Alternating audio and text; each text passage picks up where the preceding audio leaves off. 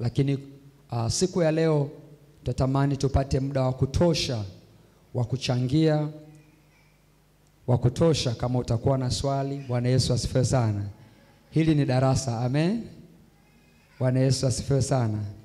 Hili ni darasa, na tunaendelea kuwakaribisha wale wanaotufuatilia kwa njia ya mtandao, kwa njia ya YouTube na TikTok. Tupo mahali hapa EAGT Kigogo Sayuni, karibu na kituo cha afya cha Kigogo. Ukifika tu kituo cha afya cha Kigogo, kanisa lipo jirani hapa hapa. Tunakukaribisha uweze kuabudu pamoja na sisi. Ni mahali sahihi kabisa ambapo naamini Mungu atakuhudumia na utaimarika na utajengeka kiroho. Bwana Yesu asifiwe sana. Basi tuweze kuendelea sasa. Tulizungumza kwa haraka, najaribu tu kwa yule ambaye hakuwepo, labda juma la kwanza, juma la pili, juma la tatu na la nne, nitazungumza kwa haraka kwa jinsi ambavyo tulikuwa tukijifunza. Tulizungumzia kwa upande wa mabadiliko chanya, tukasema mabadiliko chanya yanaweza kuwa kwenye eneo lolote. Bwana Yesu asifiwe. Au kukua, tunaweza tukakua kwenye maeneo mbalimbali. Unaweza kukua kwenye uchumi, unaweza kukua kwenye siasa, unaweza kukua kiumri, lakini sana sana tulizungumzia kwenye eneo la kukua kiroho. Bwana Yesu asifiwe sana. Na tukasema kwamba kukua ni mpango wa Mungu mwenyewe kabisa, kwamba Mungu anataka tuweze kukua. Kwenye kila alichokianzisha Mungu anataka kuona kukua, kuongezeka. Tukasoma ile Mwanzo sura ya 2 mstari wa 15 ambapo Mungu anamuagiza Adam. Bwana Yesu asifiwe sana. Yes, lakini tukaangalia pia vitu ambavyo ni muhimu sana kwenye upande wa ukuaji, na tuliangalia mifano ya vitu vikuu viwili. Tulikuwa tunaangalia ukuaji wa mtoto, lakini pia tulikuwa tukiangalia ukuaji wa mbegu iliyo bora. Bwana Yesu asifiwe sana. Tukasema kuna vitu vikuu viwili ambavyo ni muhimu sana kwa ajili ya mbegu au mtoto kuweza kukua. Tukasema cha kwanza ni mazingira, tukasema cha pili ni mtunzaji. Tukasema hata kama ni mbegu bora, ikiwa na mazingira ambayo sio rafiki, ile mbegu kukua inaweza ikawa ni vigumu sana. Bwana Yesu asifiwe sana. Bwana Yesu asifiwe. Haleluya, watumishi wa Bwana. Na tukaangalia ile Mathayo sura ya 8 kuanzia ule mstari wa 3. Tuliangalia kitu kama hicho, ambapo kuna historia ya yule mpanzi aliyeenda kupanda mbegu. Bwana Yesu asifiwe sana. Na tukaja tukaangalia pia kwenye hilo kwanza, hilo eneo tuliangalia jinsi ambavyo mbegu inaweza ikakutana na mazingira mbalimbali. Ndio ni mbegu iliyo nzuri, lakini ikianguka njiani inaweza kukutana na ndege. Ikianguka kwenye miiba inaweza ikaisonga. Ikianguka kwenye mwamba ndio ni bora, lakini inaweza ikaota, lakini kwa sababu mwamba hauna udongo wa kutosha itanyauka. Lakini tukaona mbegu nyingine ikianguka kwenye udongo mzuri inaweza ikaota, nyingine ikazaa 30, nyingine 60 mpaka 100. Bwana Yesu asifiwe sana. Haleluya, watumishi wa Bwana. Kwa hiyo sasa tukaona kwamba mazingira ni muhimu sana kwenye upande wa ukuaji. Lakini tukasema pia tunaathiriwa na mazingira ya kila siku. Na kitu kingine ambacho tulikiangalia ni cha muhimu, tukasema mtunzaji, ambapo tukasema mtunzaji ni mimi na wewe. Bwana Yesu asifiwe sana. Yaani mtunzaji ni mimi na wewe. Kila mmoja hapa ni mtunzaji, Kila mmoja ni mtunzaji. Na tukasema mtunzaji ana wajibu mmoja, wajibu ambao mtunzaji anao ni kuhakikisha anatengeneza mazingira ambayo ni rafiki kwa ajili ya ukuaji wa ile mbegu au ukuaji wa yule mtoto. Bwana Yesu asifiwe. Kama mtunzaji hayupo makini, anaweza akasababisha mtoto amezaliwa lakini mtoto asikue au asife, au mtoto akafa, mtoto asiweze kuleta matunda yoyote au akaja akawa msaada kwake. Na tukaangalia mfano wa wale wanawake wawili ambao Biblia inawasema walikuwa ni makahaba, ile Wafalme wa kwanza sura ya 3. Tuliangalia pale ambapo wanapeleka kesi kwa Mfalme Suleiman aweze kuitatua. Unakutana pale kwamba wote walikuwa wamelala.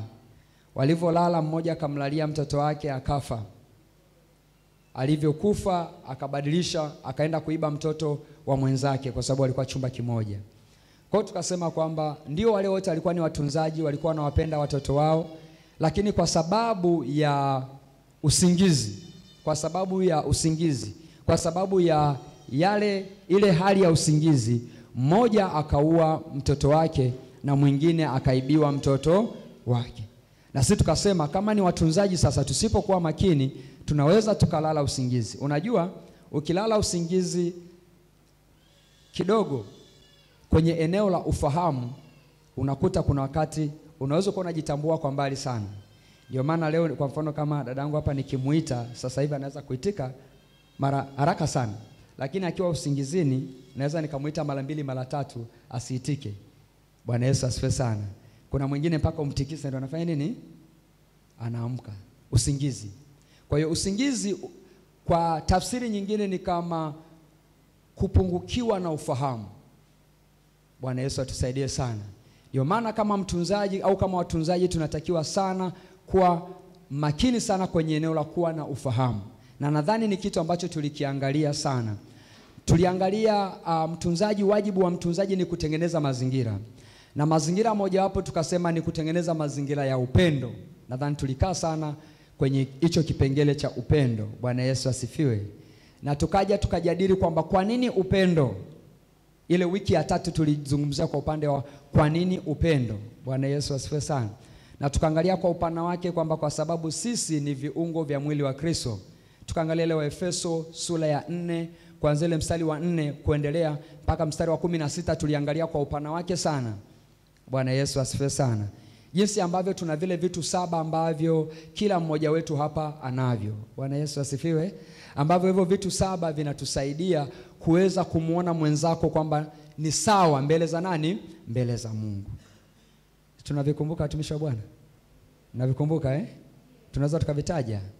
Kitu cha kwanza, mwili mmoja; cha pili, roho mmoja; cha tatu, Bwana mmoja; cha 4, ubatizo. Kuna tumaini pale mmelisahau, nataka tuende kwa mpangilio. Basi tuende hivyo hivyo. Nyingine, imani moja. Mungu mmoja. Bwana Yesu asifiwe sana. Tuliviangalia vitu hivyo kwamba vyote hivyo ukiangalia sote tuna ubatizo mmoja, tuna Mungu mmoja, tuna Bwana mmoja, tuna roho mmoja, tuna tumaini moja la wito wetu. Bwana Yesu asifiwe sana.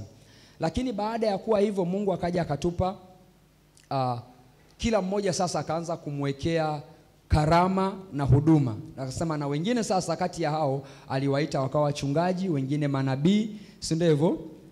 Bwana Yesu asifiwe sana. Wengine walimu. Lengo ni nini? Kuna wengine akawapa mitume, lakini lengo la kuweza kukamilishana, si ndio hivyo? Ili mwili wa Kristo uweze kujengwa na kazi ya huduma ifanye nini? Itendeke. Bwana Yesu asifiwe sana.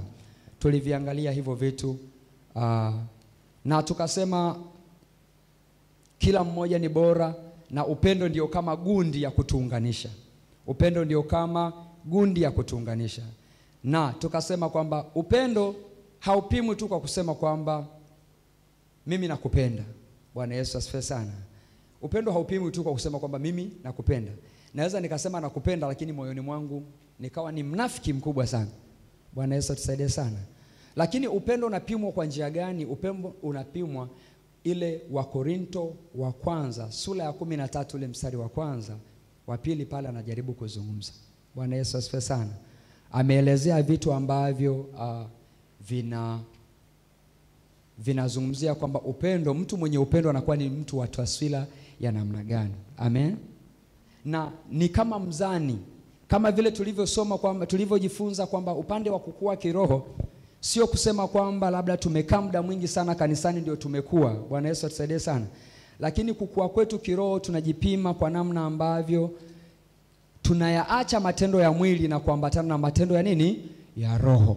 Hata kwenye upande wa kukua kiroho sasa, au kwenye upande wa upendo, kwenye upande wa upendo pia kujipima kwenye mzani kwamba tuna upendo ule wa kimungu, hii wa Korinto wa kwanza sura ya 13 kuanzia huu mstari wa kwanza, lakini sana sana nianzie ule mstari wa 4, kwa sababu hapa mstari wa kwanza mpaka wa 3 anajaribu kuonesha kwamba ndio unaweza kuwa na huduma, unaweza kuwa na karama, lakini kama huna upendo ni bure. Bwana Yesu asifiwe sana. Kwa nini? Kwa sababu karama na huduma, hivyo ni vitu ambavyo vipo kwa ajili ya kujenga mwili wa nani? Wa Kristo. Si ndivyo tulivyojifunza ile wa Efeso inavyozungumza? Na kwa ajili ya kujenga mwili wa Kristo unaungamanishwa kwa upendo. Bwana Yesu asifiwe sana. Ndio maana kwamba haitoshi tu kuwa na karama. Tunaweza tukawa ni waimbaji wazuri sana, tunaweza tukawa ni waombaji wazuri sana. Bwana Yesu atusaidie sana. Tunaweza tukawa tuna unabii kabisa, tunaweza tukawa na ualimu kabisa, lakini kama hakuna ile kama gundi ya kumuunganisha mtu mmoja na mwingine, ni sawa sawa na bure. Kwa nini? Kwa sababu kuungamanisha kwa mimi na wewe ni kwa ajili ya mwili wa Kristo kuweza kujengwa. Bwana Yesu asifiwe sana. Bwana Yesu asifiwe. Ukisoma hii wa Korinto sura ya 8 mstari ule wa kwanza, anasema kwamba na kwa habari ya vitu vilivyotolewa sadaka kwa sanamu, twajua ya kuwa sisi sote tuna ujuzi. Ujuzi huleta majivuno, bali upendo hujenga. Nataka tu tuangalie hii bii yake anaposema ujuzi huleta majivuno, bali upendo hujenga. Bwana Yesu asifiwe. Unaweza kuwa na ujuzi ndio, lakini Paulo anasema siku zote ujuzi huleta majivuno, lakini upendo hufanya nini? Anajaribu kusema kwamba ndio Mungu atatupa ujuzi, ndio Mungu atatupa maarifa, ndio Mungu atatupa kutambua. Bwana Yesu atusaidie sana. Lakini kutambua tu pasipo upendo utaleta majivuno. Hamjao kuona mtu anahuduma kanisani lakini anajivuna sana? Bwana Yesu atusaidie sana. Bwana Yesu atusaidie sana. Unakuta ana kitu fulani ambacho ni huduma kanisani, lakini anaona kwamba asiposimama wengine hawawezi kufanya.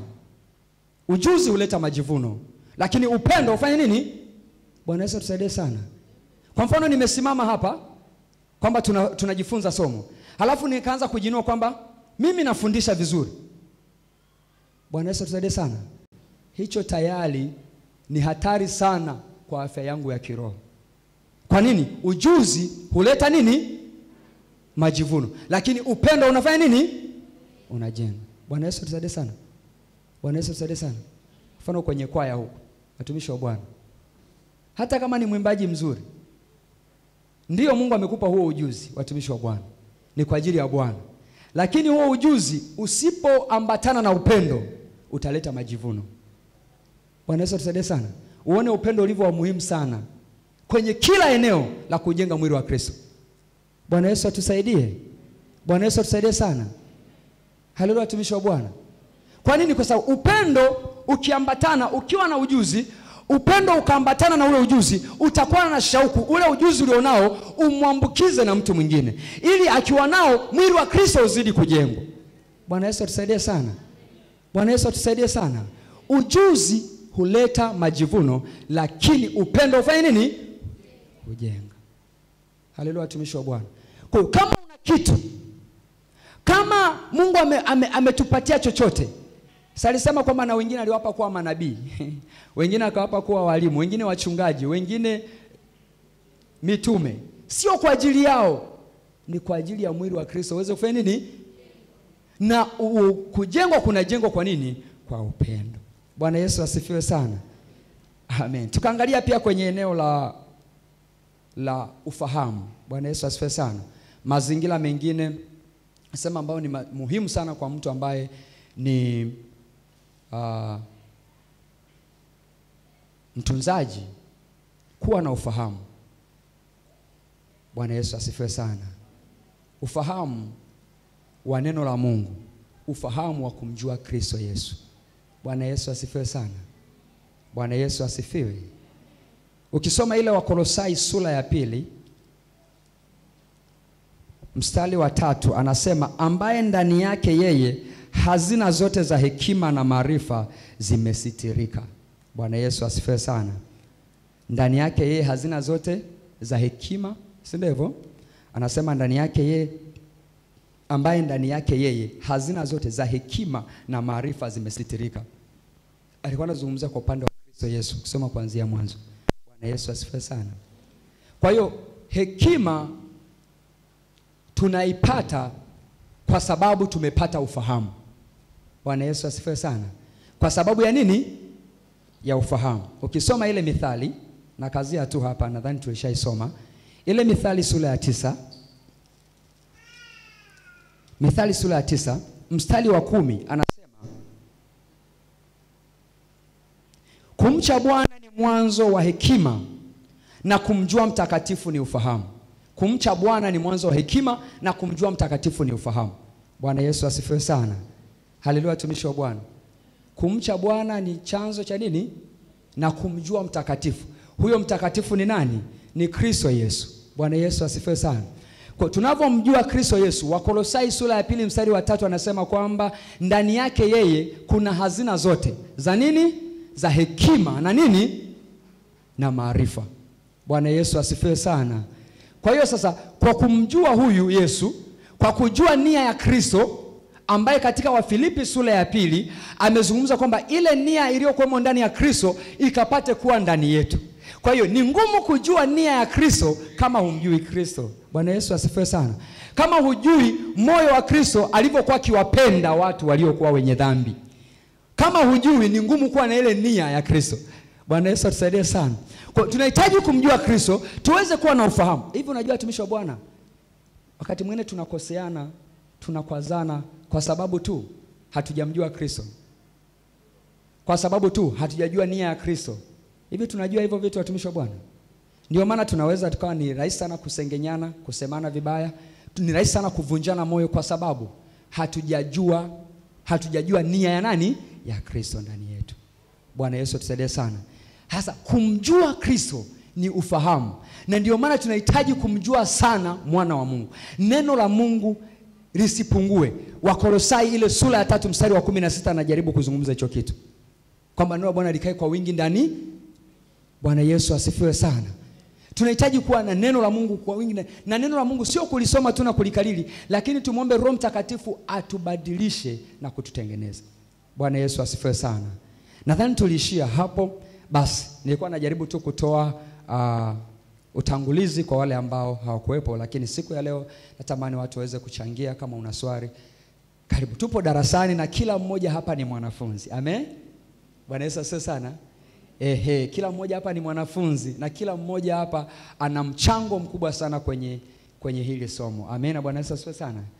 Yes, kwa hiyo naomba nikaribishe, kama una mchango, kama una swali, karibu watumishi wa Bwana.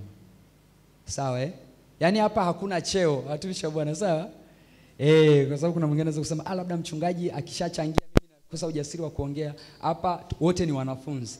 Wote ni sawa Basi naomba niwakaribishe watumishi wa Bwana.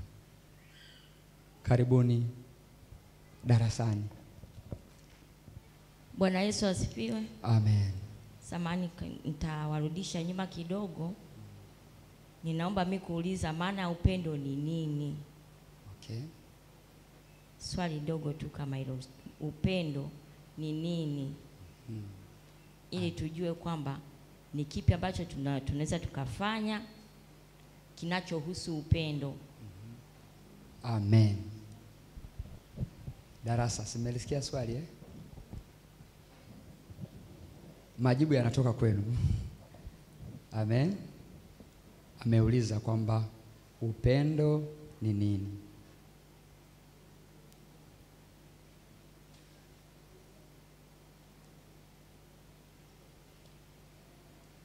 Haya, majibu.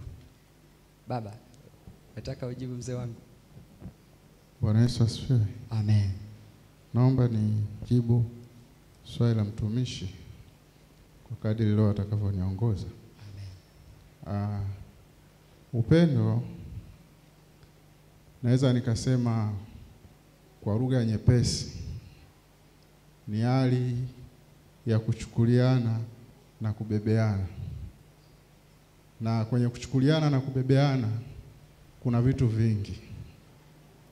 Aidha kwa matendo mema, aidha kwa udhaifu, na kwa uhitaji pia. Kwenye uhitaji kuna uhitaji wa aina nyingi. Kuna uhitaji wa hali na mali. Kwenye hali mtu anaweza akamfariji mtu. Bwana Yesu asifiwe. Amen. Kwenye mali mtu anaweza akamwezesha mtu. Na katika hali ya kuchukuliana, kwenye upendo haupaswi kuangalia madhaifu ya mtu. Unapaswa kuangalia kwamba una nafasi gani kuhakikisha huyo mtu anakuwa salama.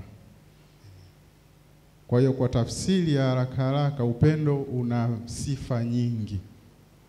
Lakini sifa ya kwanza ni hali ya kuchukuliana, aidha kwenye uhitaji au katika madhaifu kuvumilia, ndiko wapaka upendo unafanya nini?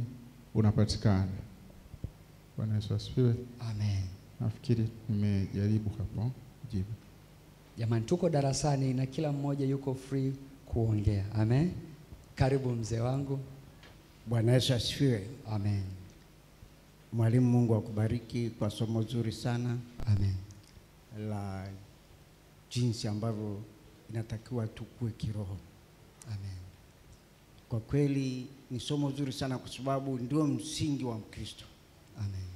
Lazima hata mtoto anapozaliwa asipokuwa mzazi anasikitika sana. Kwa hiyo na sisi Mungu akiona kwamba kweli tumempenda lakini sasa hatukui, yani anasikitika sana. Bwana Yesu asifiwe sana. Amen. Hili swali la upendo ni neno rahisi sana lakini kulieleza ni gumu. Lina mapana marefu, kina. Ndio maana sehemu nyingine anasema Mungu ni nini? Pendo. Mungu ni pendo. Ina maana linatimiza uungu. Yaani upendo ni uungu. Bwana Yesu asifiwe sana. Sasa tujue kwamba baada ya anguko, kabla ya anguko kulikuwa na upendo tu. Kulikuwa na mambo mabaya. Lakini baada ya anguko kuna mambo mema na mabaya. Bwana Yesu asifiwe. Kwa hiyo mimi naweza kusema kwamba upendo ni lolote ile ambalo ni jema mbele za Mungu. Bwana Yesu asifiwe. Unapowaza kitu kizuri, chema. Unaponena kitu kizuri ambacho ni chema. Unapotenda kitu ambacho ni chema na kizuri, huo ni upendo. Ndio maana hata anasema kama mimi nitakuwa kwenye ile Wakorintho wa kwanza sura ya 13 imejieleza vizuri sana. Kuna vitu ambavyo vimeelezwa pale mimi nashindwa kuelewa. Wewe unaweza kuwa na uwezo wa kuhamisha, imani ya kuhamisha milima, lakini una upendo ni jambo mimi linampa ukakasi. How comes? Wewe kweli uwe na uwezo wa imani ya kuhamisha milima, alafu upendo huna. Huo uwezo unatoka wapi? Wakati sisi tunajua kwamba Mungu ni pendo. Bwana Yesu asifiwe sana. Kwa hapo ndo unaona kwamba kwa kweli neno la upendo lina uzito wa pekee. Ndio maana akasema Mungu ni nini? Ni upendo. Kwa hiyo mimi nafikiri jambo lote ile unaloweza kuliwaza, kulinena na kulitenda ambalo ni jema ni upendo. Kwa sababu hutamtendea mwenzako baya kama una upendo. Mungu utampenda kila kitu, yani ile ambalo ni jema tu. Kama vile aliyosema kwamba yule ajuaye kutenda jema, huyo asipolitenda hilo kwake ni nini? Ni dhambi. Bwana Yesu asifiwe sana. Amen. Mimi ndio kidogo hapo baada ya rafiki yangu au mwanafunzi mwenzangu kuchangia ndio nikapata kidogo kwa upeo kuchangia. Mungu awabariki. Kuna mkono mwingine. Karibu Baraka. Bwana Yesu asifiwe. Amen. Na mimi nitajaribu kuchangia kuhusu eneo la upendo. Amen. Upendo una mapana sana. Mzee wetu aliyeondoka alitufundisha upendo, yeye aliueleza katika sehemu 4. Akasema kwamba upendo upo, upendo wa kifamilia, upendo wa baba na mama na watoto na ndugu wengine waliochangia damu moja ama DNA. Alafu akatuambia kuna upendo wa kirafiki. Huu ni upendo wa faida. Tunatuambia kwamba ni upendo wa kirafiki, unakuwa ni upendo wa faida. Alafu akatuambia kuna upendo wa tamaa. Huu upendo wa tamaa ni ule upendo wa kumpenda mtu kwa sababu ya kitu fulani. Huu upendo si wa kimungu. Alafu akatufundisha kuna upendo ambao tunaojifunza sisi, ambao ni upendo wa agape, upendo wa kimungu. Upendo huu unampenda mtu pasipo sababu, na upendo huu ulimwengu hautambui, kwa sababu upendo huu ni wa ajabu, unatoka ndani ya moyo, ni Mungu mwenyewe. Ukisoma ile nadhani ni Warumi sura ya, kama sikosei, sura ya 5 mstari wa 5, nasema kwamba na pendo hili limekwisha kumiminwa na nani? Na Roho Mtakatifu. Kwa hiyo sisi upendo tunaozungumzia ni ule upendo ambao umeminwa ndani na Roho Mtakatifu. Na mtumishi wa Mungu kauliza nini maana ya upendo. Kwa hiyo mimi tunachomwambia kwamba upendo upo aina nyingi, kama nilivyojaribu kunukuu, kama alivyotufundisha mzee wetu aliyetangulia mbele za haki, kwamba upo upendo wa namna nyingi, lakini aligusia maeneo manne.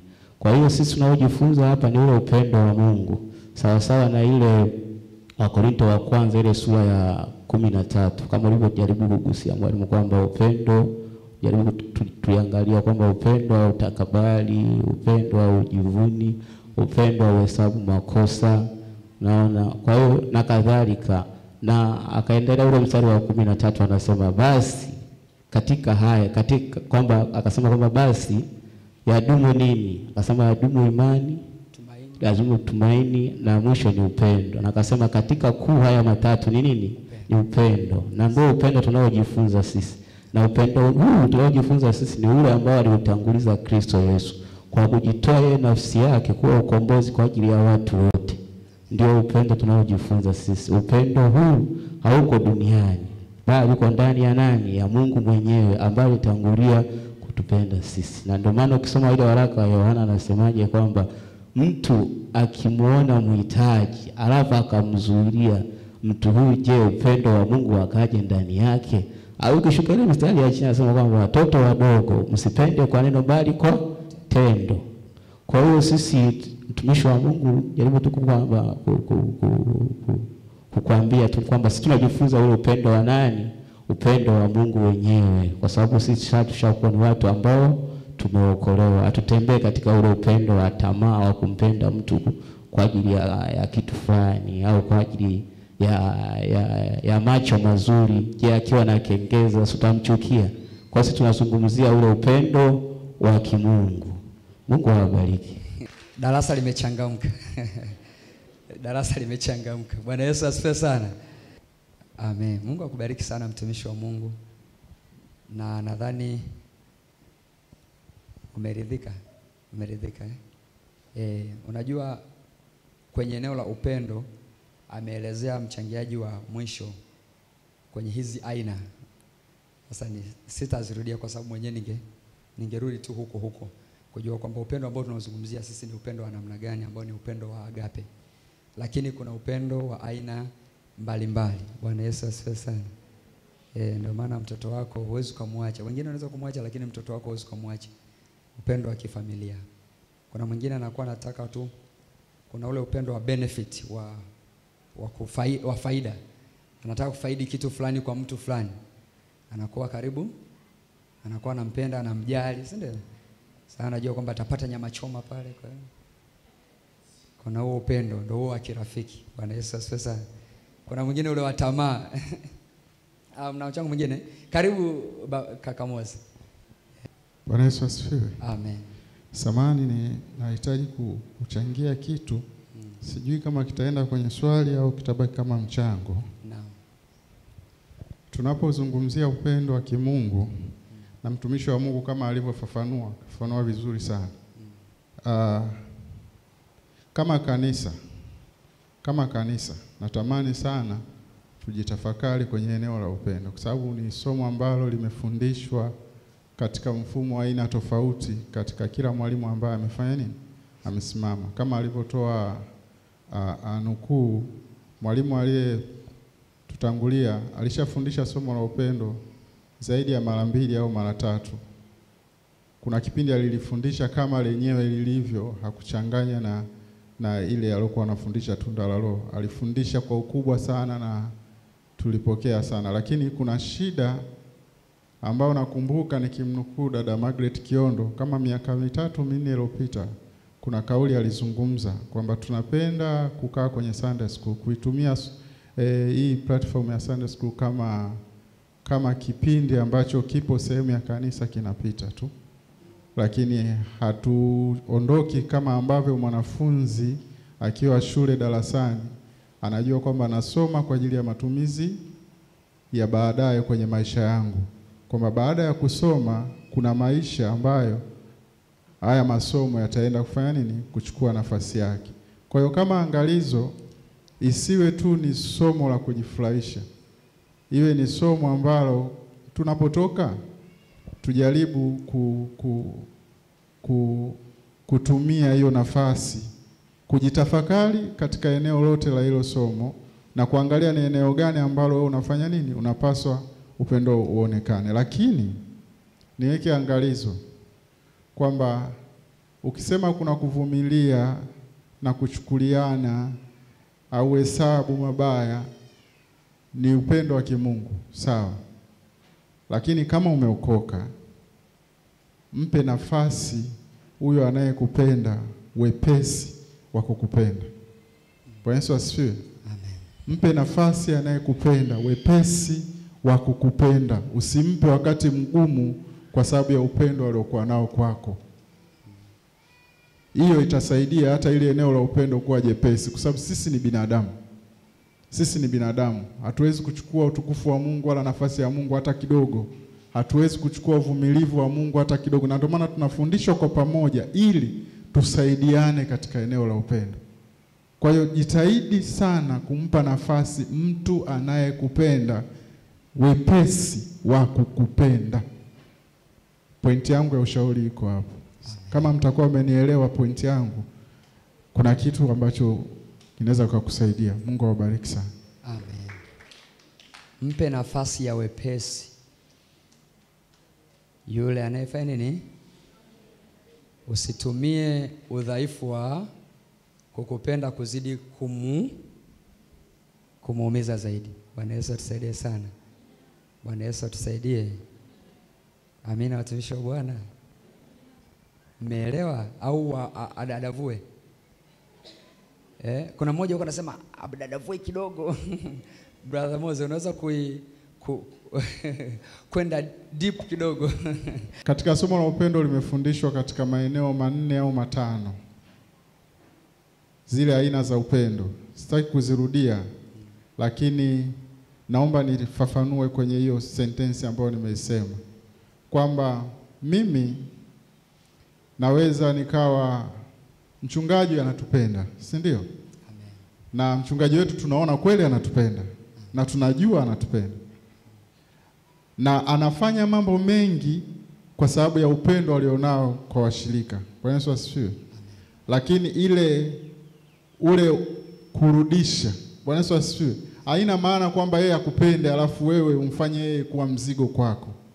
Ile kurudisha ili yeye afurahie hali ya kufanya nini, ya kukupenda wewe.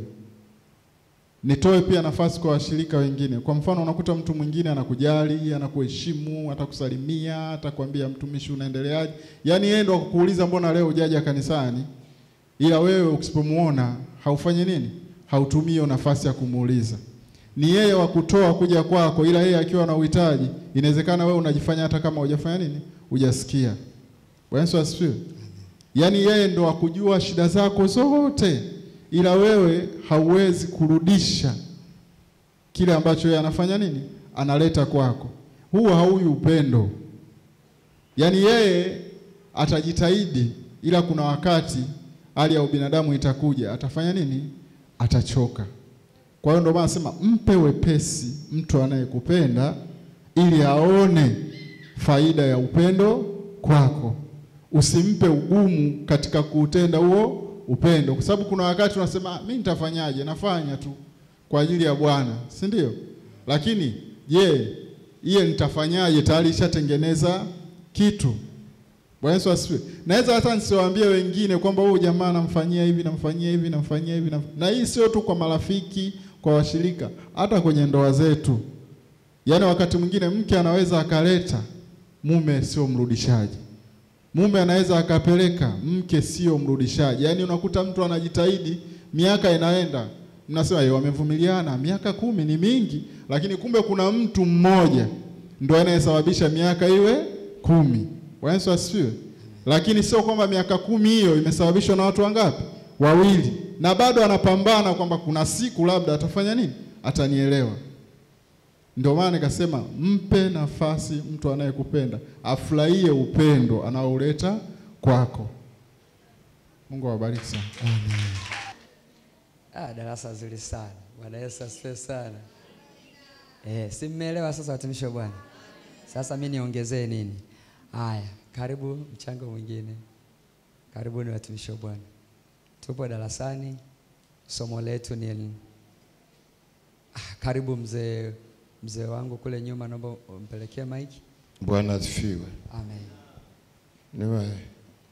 Nimepata kitu cha kuchangia wakati wachangiaji wenzangu wanachangia.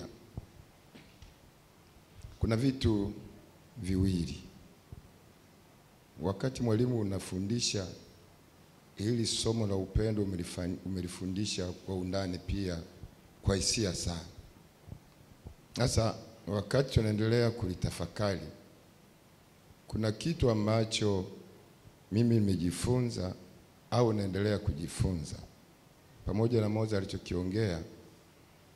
Wiki iliyopita tulikuwa ofisini, tulikuwa na mada ya upendo, kwamba upendo ni hali ya kujitoa kwa ajili ya mwingine, au upendo ni kugawana kile ulichonacho, kama anachosema Moze, ni kugawana kile ulichonacho, ukaona kinamstahili mwingine ukamgawia.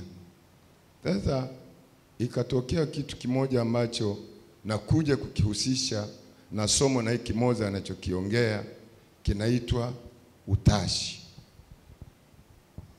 Bwana asifiwe. Bwana asifiwe. Wakati kinaongelewa hiki, wakaingiza kitu kinaitwa utashi. Alafu kauliza, nini tofauti kati ya utashi na upendo? Ilikuwa ni kutoa shilingi 10,000 kwa mtu mmoja ambaye tumefanya kazi naye wote. Kwa mfano, wanakwaya wanaimba pale, alafu mtu akavutiwa akaenda akatoa 10,000. Wao kwa upendo ile 10,000 wanaigawana wote kama timu. Lakini kuna wakati mwingine huyo aliyepewa 10,000 haoni sababu ya kumgawia huyu tuliyefanya naye kazi. Bwana asifiwe. Bwana asifiwe. Ndio ikatokea tofauti ya utashi na upendo. Mfano wa kwaya wamefanya kwa upendo, kwa sababu upendo unatoka moyoni, lakini utashi unatoka akilini. Bwana asifiwe. Amen. Bwana asifiwe. Upendo ni wa moyoni, unaamua kukubali na kutii sawa sawa na agizo la kimungu. Na utashi ni wa akili, unaweza ukakubali ukatii au ukakataa na kuasi. Sasa mwalimu Moza anachokisema, tumetumia nguvu kubwa au muda mwingi kufundisha somo hili la upendo. Swala na mawazo ya Moze anachokiona ni kwamba matokeo ya kile tunachofundishwa hakitoi matokeo. Ndio wazo la Moze, kama mimi namuelewa vizuri, kwamba kwa nini hatutoi matokeo? Hatutoi matokeo ni kwa sababu tu tunatumia utashi alafu tukauita ndio upendo. Kwa hiyo muda mwingi tunatembelea kwenye utashi, ambayo ni hali ya kibinadamu kabisa, ambayo Mungu amemuumbia mwanadamu, akamwambia 1, 2, 3, fanya usifanye, fanya usifanye. Akamwambia wakati anamweka Adamu na Eva bustanini, aliwapa utashi na akawapa maagizo. Sasa wakati wanaendelea, hawakwenda katika upendo wa kimungu ule wa moyoni, wakaingia kwenye utashi. Ndio maana hata adui alipokuwa anaingia akawakuta kwenye utashi. Kwa hiyo wakafanya kama wao, lakini hawakufanya kama Mungu. Bwana asifiwe. Amen. Bwana asifiwe. Narudi kwenye mfano ule wa kwaya. Kwaya wanafanya kama yani kama ni Mungu, kwa sababu wameweka polisi, wameweka sela. Lakini kama isingekuwa sela, yule aliyekuwa amechukua ile 10,000 angerudi kwenye utashi, kwa sababu haijatungiwa sheria. Naisema hivyo kwa nia nzuri wala sio mbaya. Kama isingekuwa polisi sela, kwamba sela yetu tunafanya kama upendo, kama timu na ni mwili mmoja, wote tunaimba kwaya, jina ni moja. Kwa hiyo kinachofanyika kinafanyika kwa kwaya, kwa upendo. Lakini kama isingekuwa hivyo, basi huyo umeongea vizuri mwalimu. Unasema upendo hauhesabu, na upendo uvumilia. Kiburi umeongea, nilikuwa pale nje nimesikia, bali nasema ujuzi huleta majivuno. Kwa hiyo umesema mfano mzuri kwamba huyu mwenye ujuzi angeweza kujivuna kwa sababu yeye ndo amesolo vizuri. Lakini kwa upendo huleta kujenga. Bwana asifiwe. Amen. Bwana asifiwe. Kwa hiyo najibu hili swali kwamba hatufiki kwenye kipimo cha mwisho kile tunachofundishwa, hasa kwenye eneo la upendo, kwa sababu ya utashi. Utashi ndio unaamua. Unaweza kufika hatua ukamhukumu mtu kwa sababu unaona hana upendo. Ulitarajia labda afanye kwa mtu mnyonge, lakini hakufanya kwa mtu mnyonge. Badala yake, niseme mfano mzuri wa mimi na Baba Jerome. Upendo unaniambia nifanye jambo kwa Baba Jerome, lakini nakataa kufanya jambo kwa Baba Jerome kwa sababu naona labda anazo. Huo ni utashi. Bwana asifiwe. Amen. Bwana asifiwe. Amen. Baba Jerome angeweza akafanya kwa mtu mwingine wa chini, lakini hafanyi kwa mtu mwingine wa chini kwa sababu ya utashi. Inaonekana akafanya kwangu kwa sababu anajua kesho au kesho kutwa na mimi nafanya kitu. Kwa hiyo ni utashi. Wewe unataka fika hatua ukamhukumu Baba Jerome, mbona hajafanya labda kwa mtu fulani? Kinachotawala hapo ni utashi. Akifanya kwangu tunasema Baba Jerome, samahani Baba Jerome ana upendo sana kwa sababu amefanya kwangu. Lakini yule aliyekuwa mhitaji ataugua. Kwa nini Bwana hakumuonyesha akaja akafanya? Haleluya. Haleluya. Kwa hiyo tukihama kwenye eneo hili, Mungu akatufundisha tukahama kwenye utashi, tukaingia kwenye upendo ambao ni wa moyoni na utashi ambao ni wa akilini. Tukihama kwenye akili tukiingia kwenye moyo moze, haya tunayofundishwa tutayashika na kuyatenda. Mungu awabariki. Tumeelewa sasa shida iko wapi Tumeelewa kati ya utashi na upendo, watumishi wa Bwana. Kuna mambo mengine tunafanya kwa kuongozwa na akili zetu, hisia zetu, si ndivyo? Lakini sio kwa kuongozwa na nini? Na upendo. Bwana Yesu asifiwe. Amen. Karibu, kuna mchangiaji mwingine kule. Bwana Yesu asifiwe. Amen. Upendo, jinsi nilivyofikiria, upendo ni yale matendo mema unaowatendea watu. Maana kuna mtu mwingine anaweza kukwambia nakupenda, lakini ni matendo anayokutendea hayaendani na upendo. Yaani anaongea tu mdomoni lakini moyoni hatendi. Na upendo hauwabagui watu. Maana kuna mtu mwingine anasema fulani nampenda lakini yule simpendi. Huo sio upendo wa kimungu. Ndio maana Yesu amesema pendaneni ninyi kwa ninyi kama nami nilivyowapenda ninyi. Huo ndio upendo wa Kikristo. Mbarikiwe. Amen. Amezungumza kitu kwamba upendo haubagui mtu. Si ndivyo watumishi wa Bwana? Upendo haufai nini? Kwa maana nyingine ninavyomuona dada Yasinta nimuone vile vile dada Rehema. Bwana Yesu asifiwe sana. Huyu vile vile nimuone labda rafiki yangu Devi. Bwana Yesu asifiwe sana. Kwamba haufai nini? Tujipime vipi hapo kwenye kubagua watumishi wa Bwana. Ibada ikiisha waga unaenda kumsalimia nani? Kuna wakati hata yule naye humsalimii na humjui jina. Hebu muangalie kwanza, unamjua jina? Yule naye. Lakini ibada ikiisha unaenda kule nyuma, ngoja nikamsalimie rafiki yangu Ima kule kwa sababu namjua yule. Bwana Yesu asifiwe sana. Nilikuwa na kazi tu kidogo watumishi wa Bwana. Karibuni watumishi wa Bwana kwa mchango, na lazima baki kama dakika 3. Karibu. Kuna mchango huko? Bwana Yesu asifiwe. Amen. Amina. Mungu akubariki mwalimu kwa somo zuri. Hili la ukuaji wa kiroho. Ninachotaka kuongelea pale kwenye kutunza, mazingira ya kutunza, na ukilijumlisha kwenye hili neno la upendo. Kwa hiyo ili ile mbegu iweze kukua, au wale ambao unakuta tunapata waongofu wapya, wale ambao wanapata wokovu, kama tunaweza ili waweze kukua, lazima tutengeneze ile mbegu ya upendo ndani yao. Unakuta wameshaandisha sala ya toba, lakini hatuwezi kuwafuatilia, maana ule upendo kwetu haupo kwao.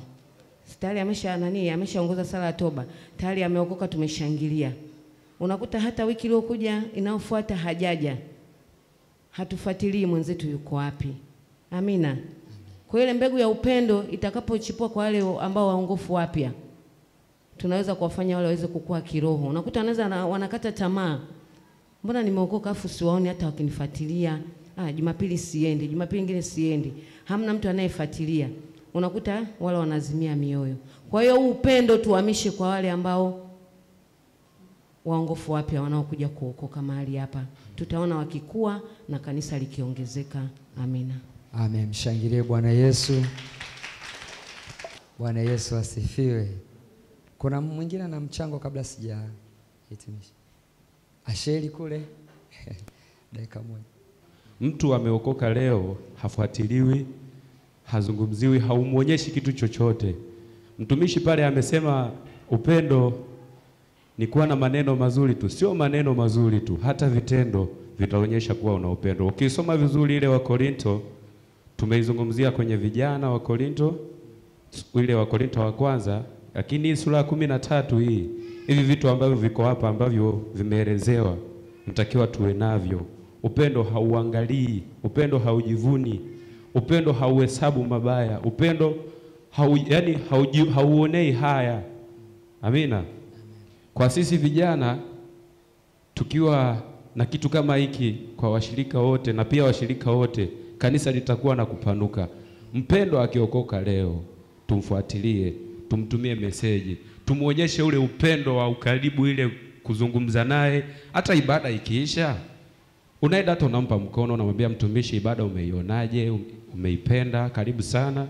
Tuna ibada hizi na hizi na hizi. Muonyeshe upendo, zungumza naye, naye atajiona amani, furaha kwamba jamani kanisa hili lina upendo.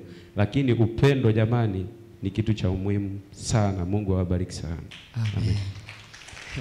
Kwa sekunde kadhaa. Naomba ulete maiki huko haraka haraka. Amen. Bwana Yesu asifiwe. Amen. Mimi nizungumze tu kwa ufupi sana kwamba upendo ni uwezo wa kuweza kumpenda asiyekupenda. Yaani ni aliyekuudhi kabisa, ambaye unatakiwa ukawaambie watu wawili watatu ubaya wa huyo mtu, au unatakiwa uchukue maamuzi ya kulipiza kisasi. Lakini ule upendo wa kimungu ndani unakusukuma kumpenda tena kwa viwango ambavyo kana kwamba hajafanya kitu chochote, hajakufanyia kitu chochote kibaya. Bwana Yesu asifiwe. Huu mimi ndio upendo wa kimungu ambao ninauona, kwa sababu tunaposema kwamba tunampenda tunampenda mtu ambaye ni kwa sababu hajatutendea kitu kibaya, hajakukosea, yani yeye kwako ana amani, anakuja kwako kwa amani, hakuna maudhi yoyote, alafu unaonyesha kumkumbatia na kumpenda, ni kweli ni jambo zuri. Lakini je, huyu aliyekukosea jana, leo bado unaendelea kumpenda? Huyu ambaye amekuchukia kwa mambo 1, 2, 3 kabisa, yale ambayo ungetamani kabisa urejeshe mabaya, leo unaendelea kumkusanya, unaendelea kumpenda? Huu nadhani ndio upendo wa kimungu ambao mimi niona. Tukiwezeshwa kumpenda adui, tukiwezeshwa kumpenda ambaye amekukosea, nadhani huu ndio upendo wa kimungu jinsi ambavyo nimeona mimi. Mungu akubariki. Amen. Mungu akubariki sana mtumishi wa Bwana. Naona mkono wa mwisho huko kwa Baraka. Bwana Yesu asifiwe. Kwa kuwa hili ni darasa, unakuwa huru kama ulivyotuambia mwalimu, tuwe huru. Ni kabisa. Tumejifunza siku nyingi sana kuhusu ili eneo la upendo, kwa sababu mimi naona limekuja kwa muda ambao ni mwafaka ili sisi tuweze kuingia kwenye matendo. Tumejifunza kwa upana sana kama wanafunzi tuliokuwa tukihudhuria. Nadhani kwa wingi huu tumejifunza kwa pamoja na tumepata kitu. Kwa hiyo kitu tu cha muhimu ni tuingie kwenye utekelezaji. Amen. Tusiwe tu watu wa kusema ama kufundishwa alafu tukitoka hapa tukafunike madaftari, ama tusiingie kwenye utekelezaji. Itakuwa kama tunatwanga maji kwenye kinu. Kwa hiyo mimi nilikuwa na shauri tu tuingie kwenye utekelezaji ili tunanili ili pendo lililonenwa hili ama mafundisho tuliyoyapokea tufanyeje, tuyatendee kazi. Paulo anamwandikia Timotheo, ukisoma ile Timotheo sura ya 4 mstari wa 15 kwamba uyatafakari hayo, ukae katika hayo. Umeona? Kwa sisi umetufundisha tunatakiwa tuyatafakari hayo na tukae katika hayo. Ukisoma hii Rumi 15 mstari wa 2 anasema kila mtu na ampende jirani yake apate wema ajengwe. Yaani kila mtu ampende jirani yake na apate wema afanyeje? Ajengwe. Na umetufundisha upendo unafanyeje? Kujenga. Kwa hiyo kila mtu na ampende jirani yake apate wema ajengwe. Kwa hiyo tuingie kwenye utekelezaji, yani yale matendo. Tusiishie tu kunanili. Kama tulipozungumzia kwamba mzee wa kanisa kajaribu kuweka vizuri, anasema matakwa. Utashi ni kama matakwa. Alafu matakwa ni kama maamuzi. Yaani tuingie sasa kwenye utekelezaji ili tuweze kutenda kwa kweli, kama Yohana anavyosema kwamba watoto wadogo msipende kwa neno. Samueli tuniambie kwamba una Baraka mimi nakupenda. Unatakiwa uoneshe na matendo kwamba iwe dhahiri kwamba unanionyesha kweli unanipenda. Sio tu ule upendo wa maneno. Huo sio upendo. Tunatakiwa tuingie kwenye utekelezaji. Mimi kwangu ni hilo. Tutende kwa tendo, sio kwa neno. Yaani tuoneshe ile, yani ule wenyewe, sio tu kama Kristo alivyofanya. Kristo hakuongea bali alitimiza. Aliamua kujitoa kabisa. Akafa akafufuka. Kristo Yesu asingekufa wala kufufuka, tusingekuwepo hapa, tusingekuwa tumeokolewa. Kwa hiyo ni ishara mojawapo wa kwamba sisi kwamba Kristo Yesu alilionyesha lile pendo na ndio maana akaamua kufa. Na singekufa Kristo Yesu singekuwepo hapa. Maana Yesu alitangulia kutu. Sasa sisi tufanye hivyo hivyo mpaka anasema kwamba mpende jirani yako kama nafsi yako. Umeona? Kwa hiyo sisi tunatakiwa tutende kama hivyo Kristo alipotangulia kutuonyesha, na sisi tuonyeshe, tuingie kwenye utekelezaji. Yaani tusikae tu hivi, yani kwa neno. Hapana. Isiishie tu Bwana Yesu asifiwe, tuoneshane na ule upendo. Na si wa tu, na hata walioko nje. Paulo anakuambia kwenye Wakorinto wa kwanza kuanzia ile sura ya 9 anasemaje kwamba ingawa nimekuwa huru nalijifanya mtumwa wa watu wote ili niwapate wengi zaidi.